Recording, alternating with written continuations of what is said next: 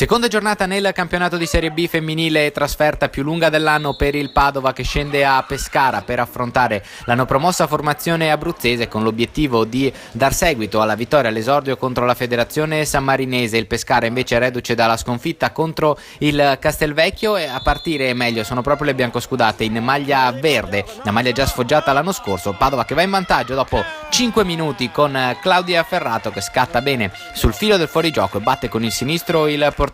Si mette in discesa la gara per il Padova che però al quarto d'ora soffre questo attacco del Pescara che va al tiro con Paolini. La sfera però termina fuori. Ancora Padova, 17° minuto, ruba palla Claudia Ferrato, la sfera arriva a Laura Peruzzo che segna così con il sinistro il 2-0 grazie anche alla complicità del portiere che non riesce a trattenere il suo tiro. Padova che mette in ghiaccio la sfida e potrebbe anche triplicare con questa bellissima azione. Pettenuzzo per Micheloni, il triangolo, ancora Pettenuzzo che va con il destro, sfiora la traversa. Pettenuzzo avrebbe coronato così la convocazione nella nazionale under 19. Se arriva nel secondo tempo il Pescara si fa molto più pericoloso e al 13° minuto trova il 2-1 con Confessore che si inserisce così sulla destra, riesce a segnare a porta sguarnita. Dopo il gol rimane anche impigliata alla rete, riesce poi comunque dopo un minuto a essere liberata. Il Padova quindi trema un po' e cerca il gol della sicurezza, ci prova Claudia Ferrato 2 volte ma il portiere gli dice di no, finché